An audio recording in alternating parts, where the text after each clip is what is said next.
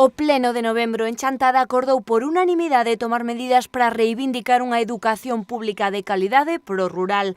A iniciativa de Por Chantada, a través dunha moción levada ao pasado pleno, pedía o compromiso de todos os grupos da corporación coa problemática dos institutos de secundaria en Chantada e da eliminación de materias por falta da demanda mínima.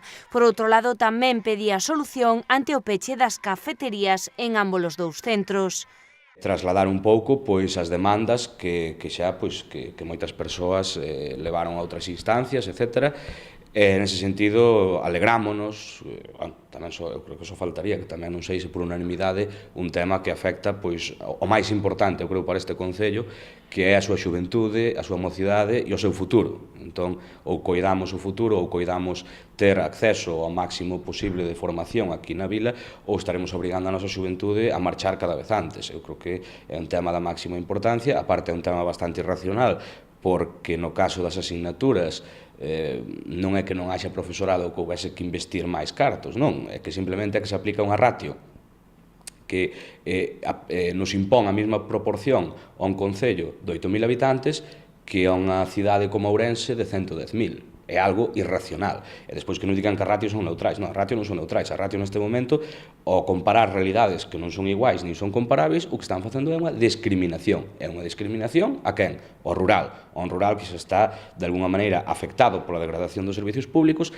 e que volvemos ao doble discurso, facemos campañas publicitarias de volvo ao rural e despois a realidade é que pagamos moitas veces máis impostos, temos servizos de peor calidade ou moito máis lonxe, etc. A problemática do peche das cafeterías tería solución nunhas semanas, segundo puideron informarse dende o goberno local. Ese proceso urxente estáse ou xa se fixo, e ao parecer, según as informacións que temos nós, bueno, pues, probablemente neste mes xa este solucionado este problema. Eso é o que se nos dice, non?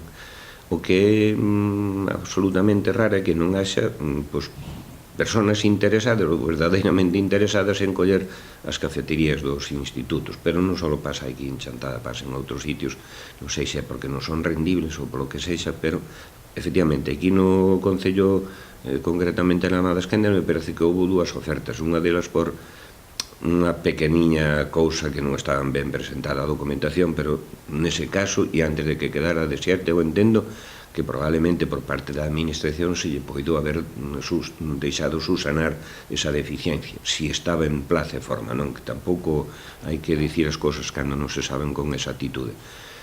E ao parecer no Val do Asma non se presentou nadie. Esa é a información que temos nós. A ver agora, que ao parecer que sí, que se presentaron aos dous institutos, e si pode ser antes de que remate o curso, pode ser o 1 de diciembre empeza, moito mellor, se non para xaneiro, o que se nos dice é que estará subsanado esta deficiencia.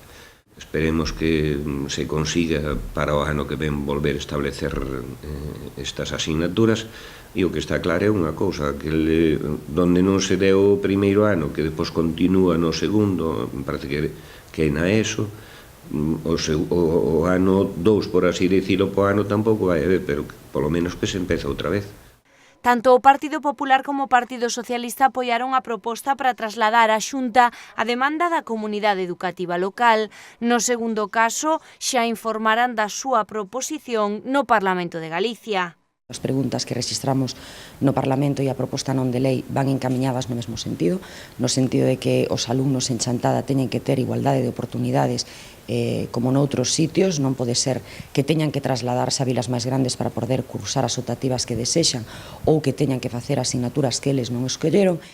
A deputada de En Marea, Paula Verao, trasladará este acordo e as súas liñas no hórreo, coa proposta de impulsar un plan específico de ensino rural, mantendo o potencial da escola rural como espazo de socialización e dinamizador das comunidades rurais, con medidas educativas que atendan ás diferentes realidades e discriminen positivamente ámbitos moi desfavorecidos como é o do interior da comunidade.